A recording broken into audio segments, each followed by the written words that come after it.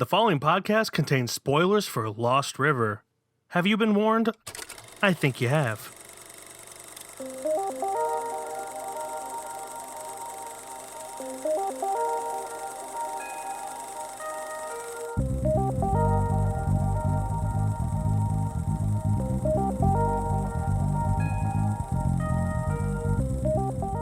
What's up, everybody, and welcome back to KFR News Radio. This is your host, Glenjamin Button, along with your host, Miguel Megusto.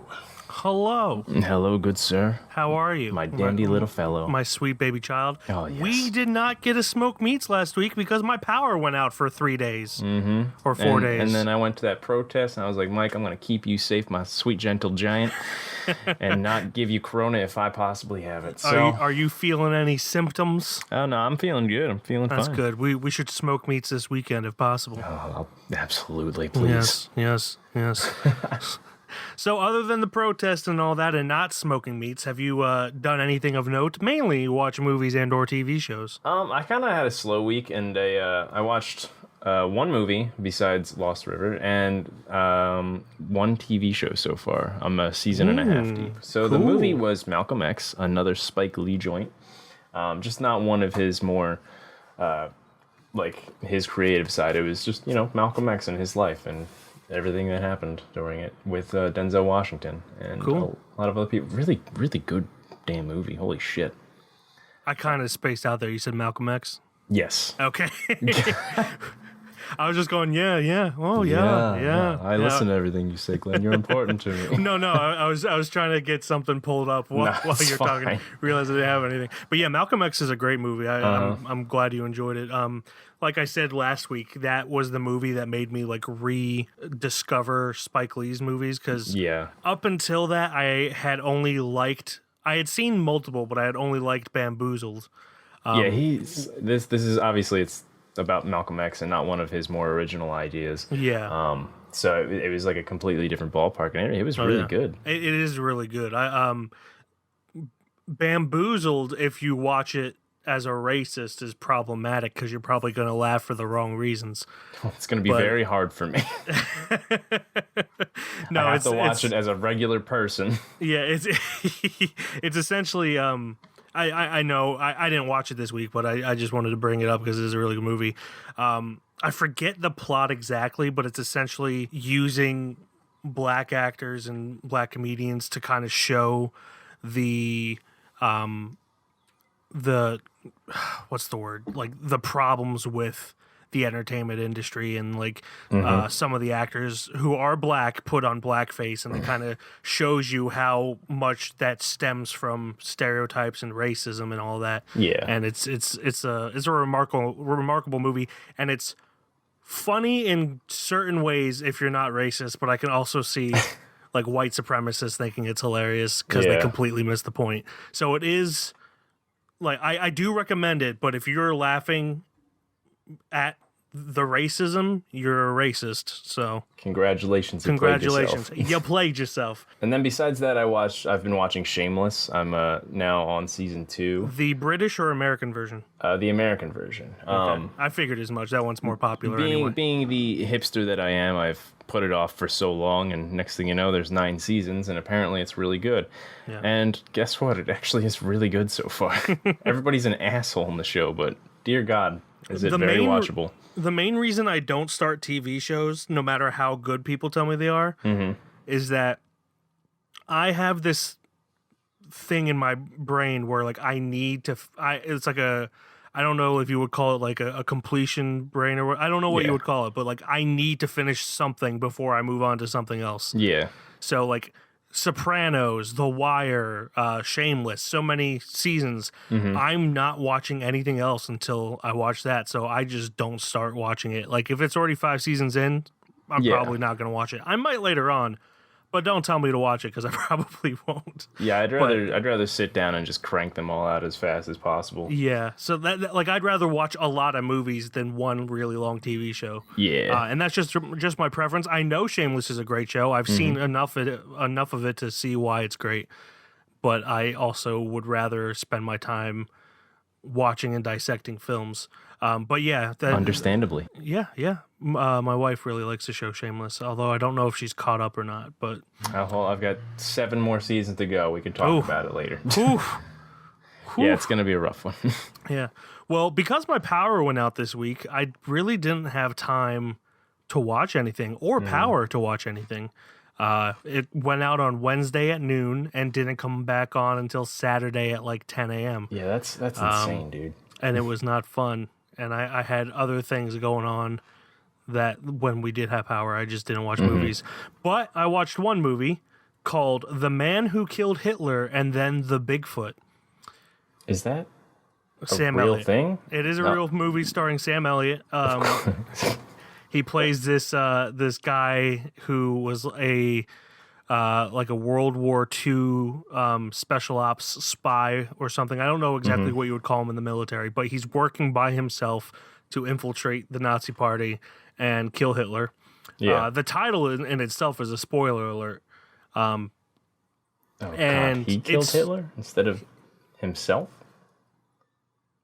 What? Hitler's supposed to kill himself. In this movie, it goes into it a little deeper Bends than the that. laws of facts. Slightly. It follows a certain conspiracy Next, you're theory. gonna tell me Bigfoot isn't real? What? Well, it was real until Sam Elliott killed it. No, but it starts off really interesting and compelling, and obviously made cheaply. Like, it's not an overall impressive film, Yeah. but it really keeps your interest. And then there's one point where it would have been the perfect ending, but then it just turns into like B movie schlock afterwards. Like it's gonna be like this really beautiful, different ending for a low budget sci-fi adventure film. Yeah. And it's like, oh wow, they're really doing something different with this one, and then it just turns into schlock, for lack of a better word. Don't you hate when movies do that? Yeah, like end when you need to end. Yeah. Don't and like it's one thing to film it and then cut it out, but like how do you watch the real ending and just think, yeah, that's how it should end and not how it ended like 20 minutes earlier? I feel like we just recently reviewed a movie like the same thing, where it I'm just sure did we a did. It happens a lot. It's honestly probably there's the majority of movies either start off slow and then end with a bang, or start off really good and then taper off at the end. Few movies are very good all the way through, and when they are, they're what we normally call like the classics or the greats or whatever. Yeah. But yeah, this was just kind of a. I wanted it to be better, is what it. As stupid as the premise is, I wanted it to be better, and it achieved that for the majority of the film. Like, yes, it was cheap, it had its problems, but it was actually pretty entertaining, and then it just jumped the shark, so to speak. There was no shark jumping involved. Honestly, I wouldn't doubt if there was, though. I wouldn't either, but there wasn't. I was just using it as the television phrase. I just need to know one more thing. How was Sam Elliott's mustache? I mean, it's glorious as always. Oh, sweet Lord. And he's, regardless of the premise, he's acting up a storm in it. Like, he's legitimately good in it. But it's just... Yeah, did I ever tell you that was my mom's, like man crush for her whole life? I think when I watched Roadhouse, or when we talked about Roadhouse, you she's said that. never let up on that man. Every He's a time we good-looking watch a dude. movie, she's like, dear God. He's a good-looking dude for his age. And he really is. He was just a good-looking dude in general in Roadhouse, even though he had white hair already. When he had the long hair and the mustache, I honestly, Sam Elliott might be my father at this point. I don't even know. Honestly, if he is, tell him to call me or anything, because I got a script. You're just like my mother. Well, no, I don't want to have sex with him or anything. Okay. I want to use him for his connections. Oh, okay. He'd be a perfect Clint in the Eugene versus Humanity feature. That's true. So, that's true. It would be fantastic. In fact, I'm going to write that down. Can you imagine Sam Elliott promoting Eugene versus Humanity? Oh my goodness, I would love it. Well, listen here, partner. Listen I don't here. even know how to do it. Yeah. But yeah, that's all I watched this week, other than Lost River, which I had already seen before, so it wouldn't really count anyway. But that brings us to news. I believe you had a piece of news. I had a piece of news. You said yours was kind of dumb, so I'll hold off for mine. Yeah, it's one we've talked about over and over again. But Matt Reeves' Batman is in talks of trying to get a Joker in his movie. Not like he already has 800 other villains, but hopefully it's like a small role and not oversaturated with villains. And then people have been freaking the fuck out. Because obviously the last Joker, they're like, I don't even know if this movie needs a Joker. I think we're fine. But if we did, who would we want? And like, I'm just going to throw my hat in there that I really, not only just as a Joker period, but I want Willem Dafoe. Oh, hell yeah. To be alongside Robert Pattinson again. Yeah. Just imagine that again. The age works out because in the comics, at least, if I'm not mistaken, Joker is the one that killed his parents. I could be mistaken, but it's all over the place. Well, that is the one version that I follow. Honestly, it's more interesting. Yeah, if that's there's case. At least like 82 different versions of who kills Martha and but Bruce. I kind of like the idea of an older Joker and a younger Batman. Yeah, me too. It's more interesting in my opinion. Willem Dafoe would be fantastic. The fact that he hasn't play the Joker yet. I wouldn't mind. I know they're probably not going to go for the right time period, but I wouldn't mind Joaquin Phoenix just continuing as a Joker. Anyone but Jared Leto. Yeah, a lot of people want Joaquin again. I'd be happy with that, absolutely. I also wouldn't mind another Joker period. It's just like a different air quotes universe. Yeah.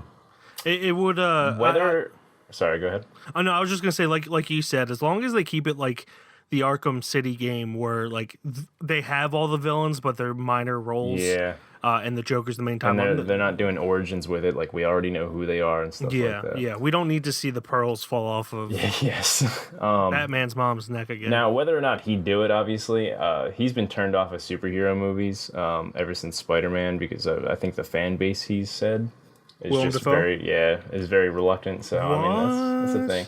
But I mean, honestly, Star Wars and superhero fan bases are the main reason I don't really care for the movies. Yeah. Because the noise they create is just not worth the product that comes in at the end. So yeah, I wouldn't put it past him if he didn't, but also he's got Matt Reeves and Robert Pattinson. He's got great people to work with, so that'd be cool. I would love if they made it a rated R Batman. Now, there's no talks of him like being Joker, just people speculating. Oh yeah, and just people like have been saying who they speculating for want. a while.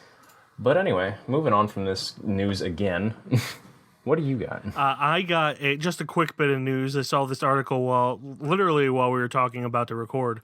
Ari Aster said he wants his next film to be a 4-hour nightmare comedy. That's right, I did see that. So glad you brought it up. So, it doesn't really go into much more detail than that. Just kind of goes more into his history and how his themes are kind of like tumultuous family relationships. I don't know if tumultuous is the correct word, but well, I'm not the guy to talk to about words.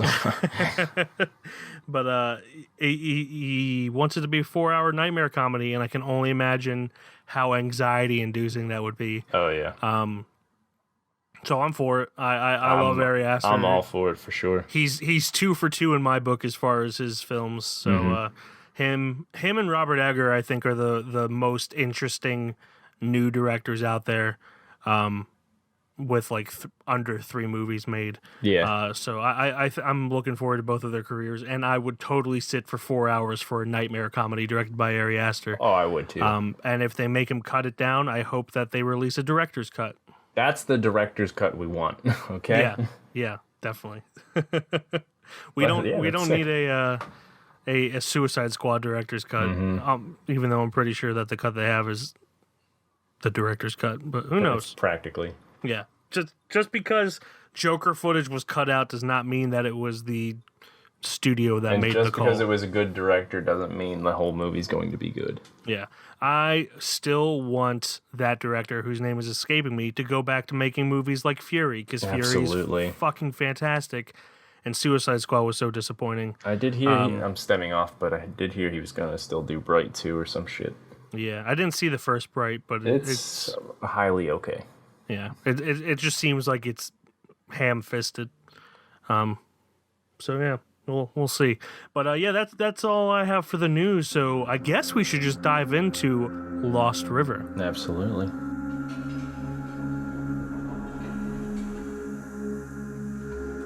Looks like we're the only ones left. There's still people here.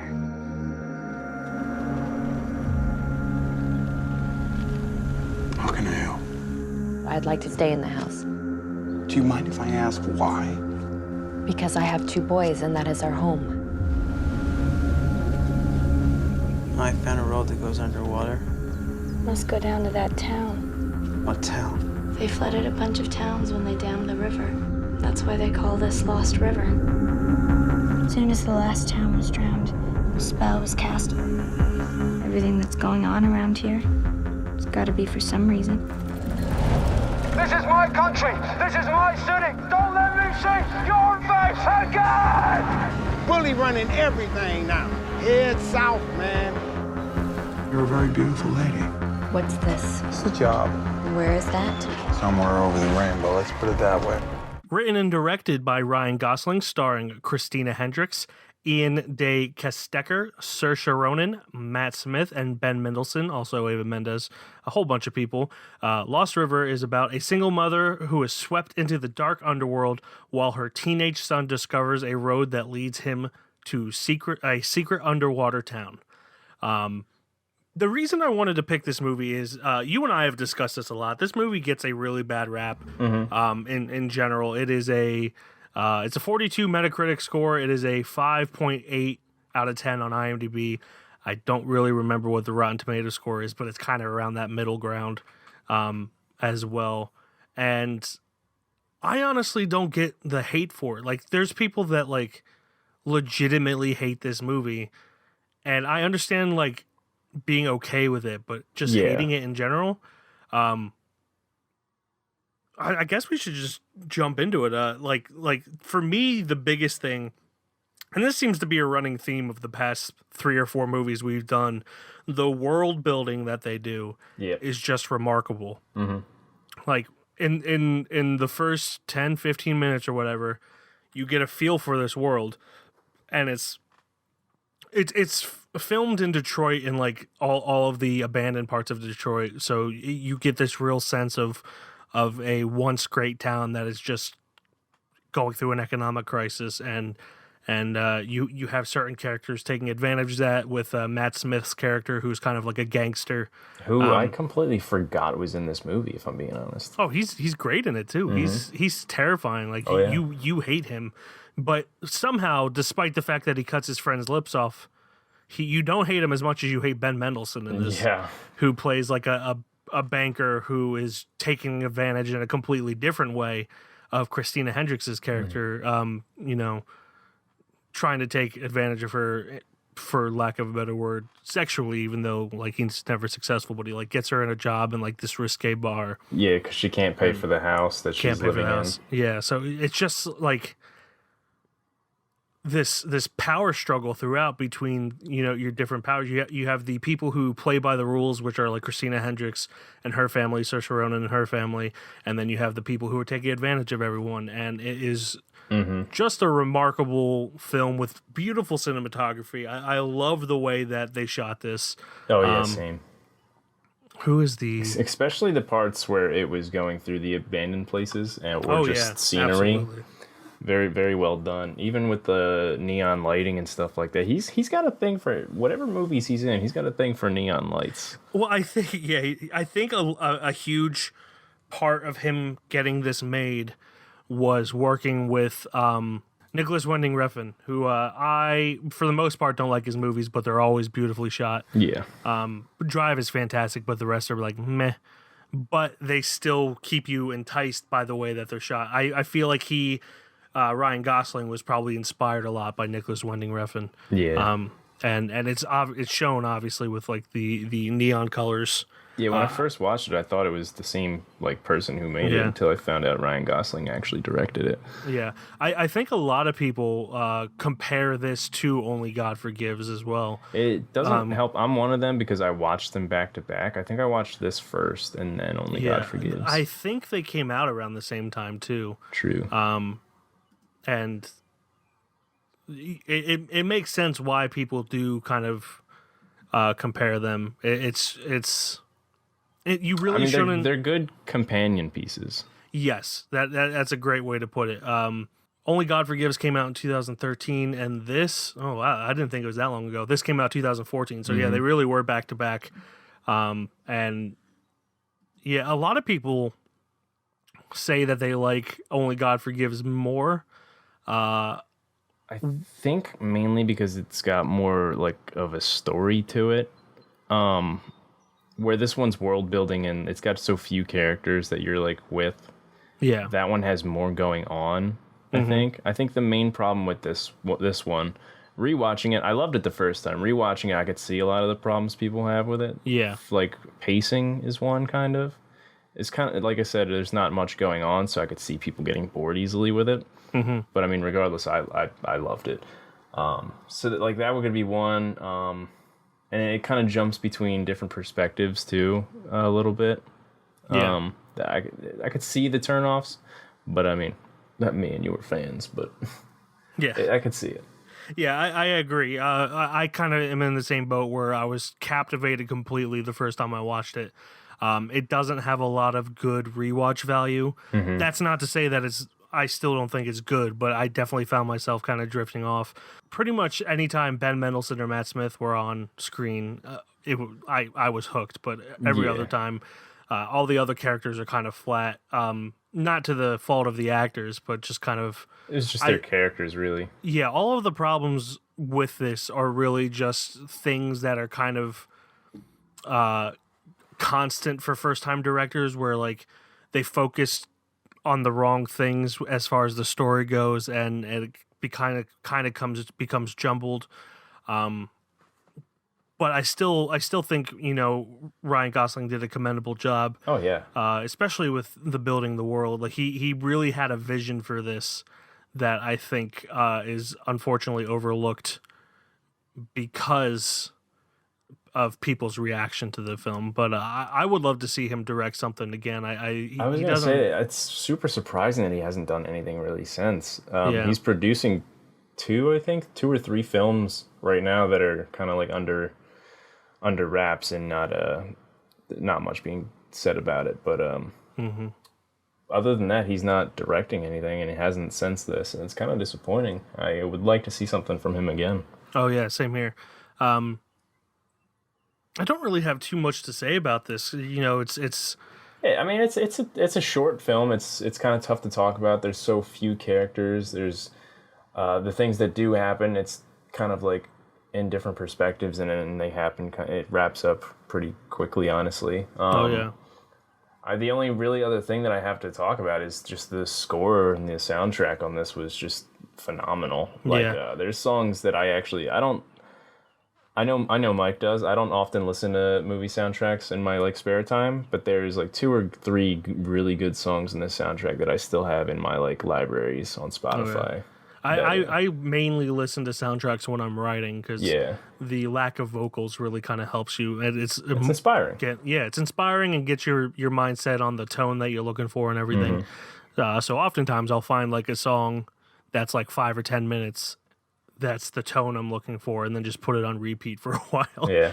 One thing I thought was also very strong that I kind of wish they developed more. I'd be interested in seeing if there's a director's cut of this, because like you said, it is pretty short. It's an hour and 35 minutes or something, including credits, which the credits kind of go slowly too. So it's a long credits, but I loved how it kind of had a fantasy element to it with a curse being lifted when the main character Bones, played by Ian de Castecker, if that's how you pronounce his name, once he brings the head of the dinosaur statue from the flooded amusement park above water, it seems like all the problems begin to come to fruition.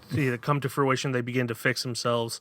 So I really loved that fantasy aspect of it with a curse, and I would have really loved Ryan Gosling to focus on that more, because really this kind of felt like 2 short films in one, which not a problem with that at all, but or even 3 short films with Christina Hendricks' character, Saoirse Ronan's character, and the three different perspectives kind of makes it feel like, three different like acts, like all meshed into one.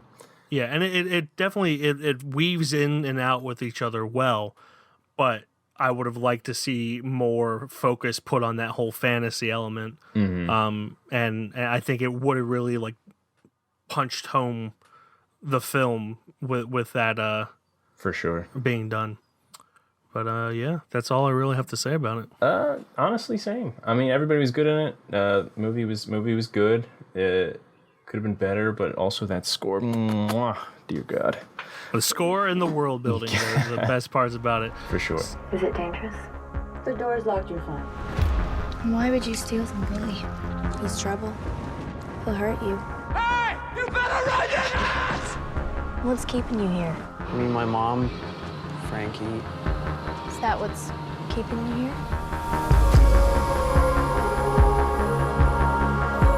Everybody's looking for a better life somewhere.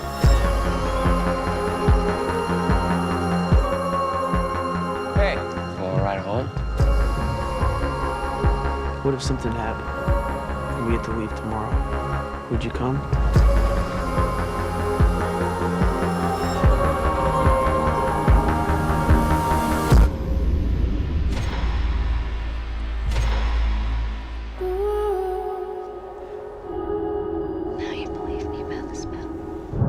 With that being said, about Lost River and all that stuff, it has come time for us to decide if this is a little teeny tiny shelf boy, flag in hand, his next to Apostle, shoelaces double knotted, and his pants hiked up high right next to Apostle,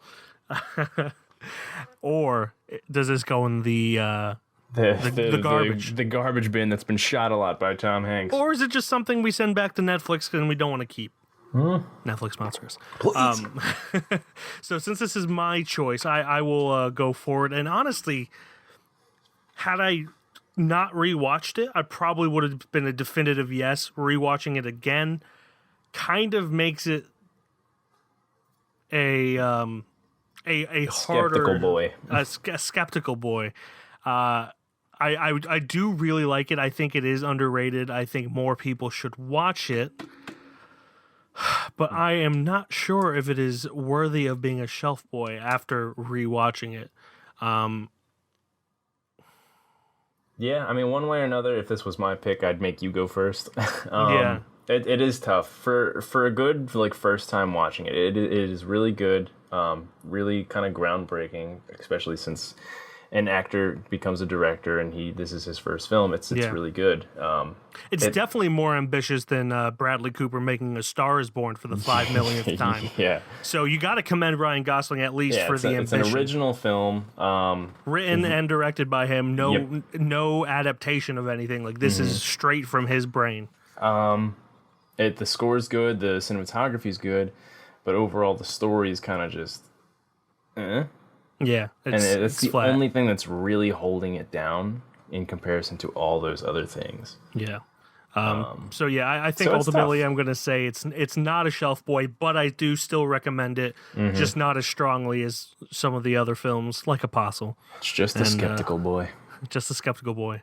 So yeah, Lost River does not make it onto the shelf. Maybe with a third rewatching it will. Who knows?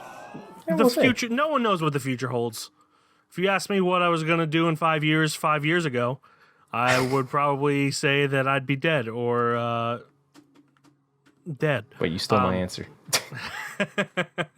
So, yeah, Lost River doesn't make it on the shelf, boy. That brings us to plugs. All right. I guess, yeah, I go first since it is still my thing. I actually, when you were talking about Malcolm X, found another plug. So I'm going to have two plugs. The first one is going to be the Bill and Ted 3 trailer. Bill and Ted 3 Face the Music. It was released today, which is the 9th of June. And it looks so awesome and so fun. Promising. So promising. And it doesn't look like it takes itself too seriously. It looks exactly like the kind of really late sequel that you need, which is just having fun, not taking itself too seriously, not trying to change things, just having a good time. So the Bill and Ted 3, Bill and Ted Face the Music trailer is one of my plugs. 25 years ago, you played a concert in front of the entire world. 1 month ago, you played in Barstow, California for 40 people, most of whom were there for $2 taco night. Bill and Ted, what have you got to say for yourselves? Be excellent to each other. And party on, dudes. And then on another one, for those of you who watch like BuzzFeed Unsolved, True Crime, and Supernatural, you'll probably know both Shane Madej and Ryan Bagara. They host those shows on BuzzFeed. They started their own YouTube channel called Watcher, which I believe is a reference to one of the True Crime episodes of Unsolved. And on that channel, they have a series called Puppet History. Say Puppet History? Puppet History. It's not history of puppets. It is a puppet called the Professor, played by Shane Madej. Or at least, Shane Madej would tell you that he is the Professor's production assistant. And he just kind of hosts a history game show. Welcome one and all to Puppet History. Today we'll be taking an ever-winding look at yet another chapter in the heavy, heavy book we call history, while our guests ruthlessly compete for the coveted title of History Master. I am obviously your beloved host, the Professor. He won't tell us what his name is. I've tried to guess it throughout all these episodes. Wow. If you guess it, you can win my little jelly beans. Don't want to know what that is. That's not a euphemism. Ryan Bagara, are you ready? I'm ready. Special guest Jenny Lorenzo, are you ready? What's up? Then let's crack in. You guys want to know what you're playing for? Yes. Yeah. I mean, that's, Yeah, sure. The goal It's of the this. coveted cup of the History Master. Whoa. Ignore the hand. Ignore the hand. Man, I've always wanted a trophy. And if you're a history buff like I am, it's fucking hilarious. And he just goes into, like, one of the episodes is about this woman who survived all 3 sinkings of the RMS ships, the Olympic, the Titanic, and the Britannic. Jesus. Yeah, and it's just really funny. They play off of each other very well. The fact that it's a puppet is bonkers, and it's just really, really fun. So that is Puppet History on Watcher on YouTube. All right. How do I follow up with that? I don't know. for me, mine's pretty simple. I was talking a lot of beautiful words about the soundtrack of Lost River, and personally for me, there's like 3 really good songs on the soundtrack, so I'm gonna recommend the whole soundtrack. Period. Lost River original motion picture score by Johnny Jewel. And it's got all those songs that we saw in the movie if you did watch it with us. And there's 3 songs. There's Yes, Love Theme from Lost River, Shell Game, and Blue Moon. Those songs really hit home, and just the whole soundtrack altogether just wrapped it up so beautifully. I love it. So you should love it too, okay?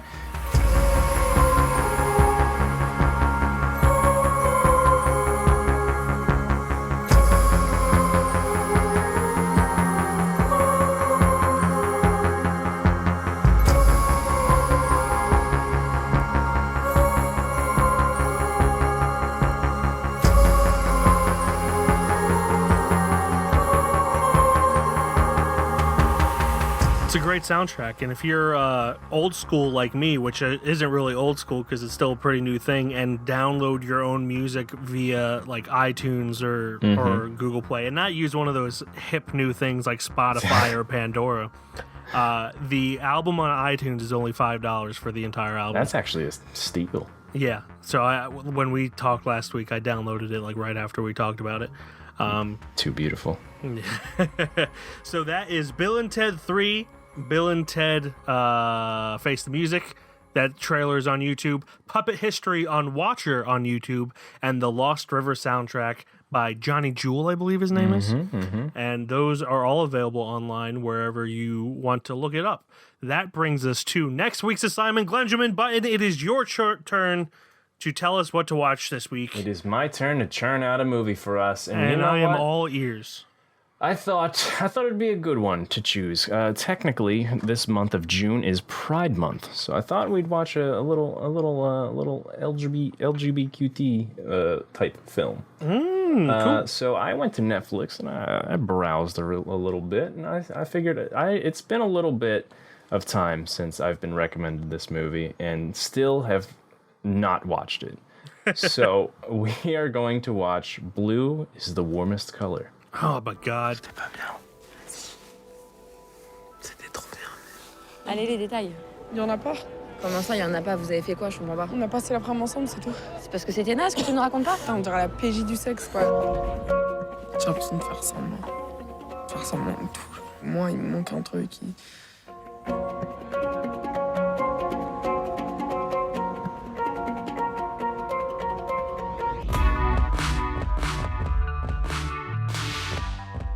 L'enfance, c'est ça, hein. C'est l'âge où vous en sortez, j'espère. C'est l'âge où on n'est pas encore assez mûr, on n'est pas encore assez fort. T'es gênée? Ouais, un peu. T'es marrante. C'est qui la fille qui est venue me chercher la dernière fois? Avec les cheveux bleus. Non mais après, moi je m'en fous, tu vois, que tu sois Gwyn. Mais le truc, c'est que t'es venu chez moi plusieurs fois dormir à poil dans mon lit, tu vois. Là, c'est un peu plus dur. Je viens de te dire, je suis pas lesbienne, faut que je te le dise comment? Putain, t'es conne ou quoi? On est bien, là.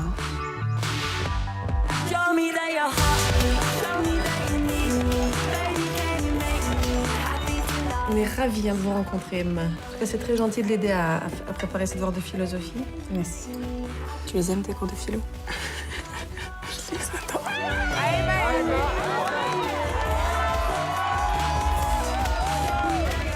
Ça va pas? Tu dis que t'avais honte d'être avec une fille. Non, j'avais pas honte, c'est juste que je... Ça fait combien de temps que tu me prends pour une conne? Je te prends pas pour une conne, je t'ai jamais prise pour une conne. Dégage ici. Tu dégages! Sors de ma vie! Pourquoi tu mens? Je mens pas.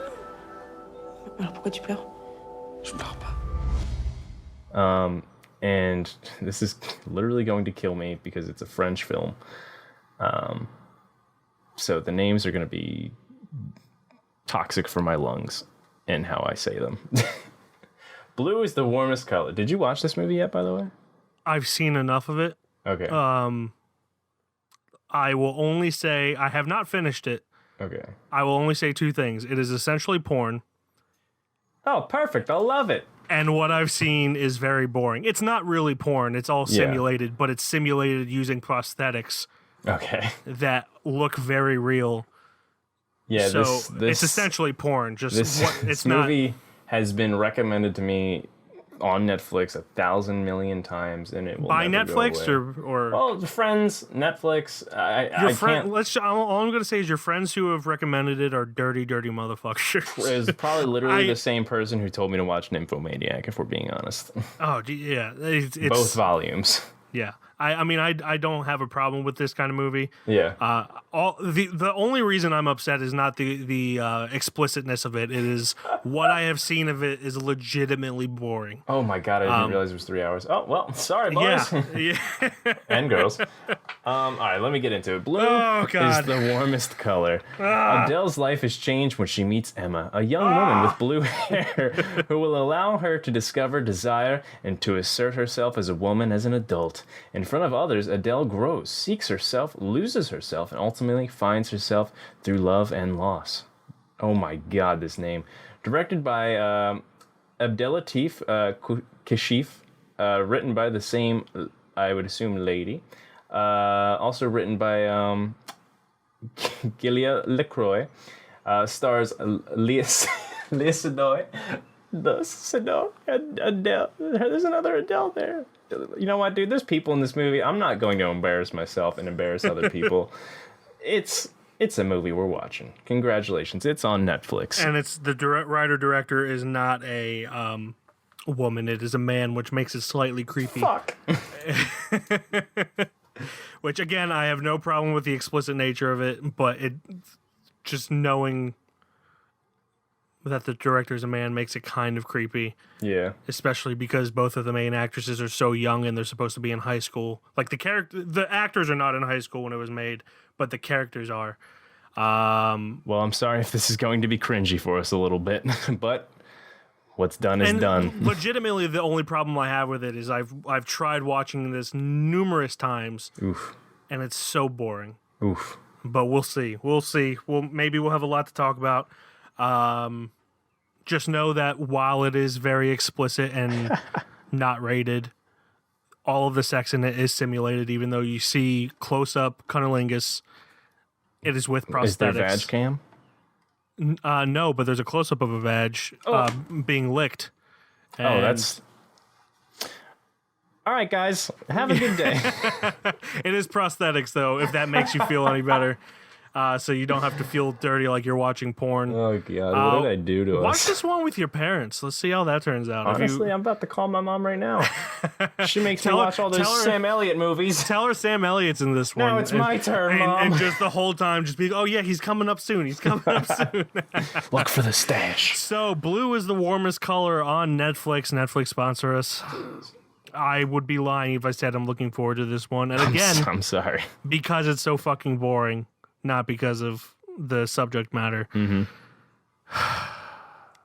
I wish we were watching Portrait of a Lady on Fire, which I also didn't care for, but at least that one was honestly, I was thinking about boring. that, but I felt I felt this needed to be done for my sake. That one can't be a shelf boy. So yeah, blue is the warmest color on Netflix. As always, you can follow us on our website, KeystoneFilmReview.com, Instagram, Keystone_Film_Review, on Twitter, Keystone_Film, on Facebook, Keystone Film Review, and on Letterboxd, I'm Mike KFR. And I am Glenn KFR. Sorry, I kind of completely forgot how to do that since I'm very disappointed in the pick this loathing week. your existence right now? Yeah, I figure. All right. Goodbye, everybody. Bye-bye.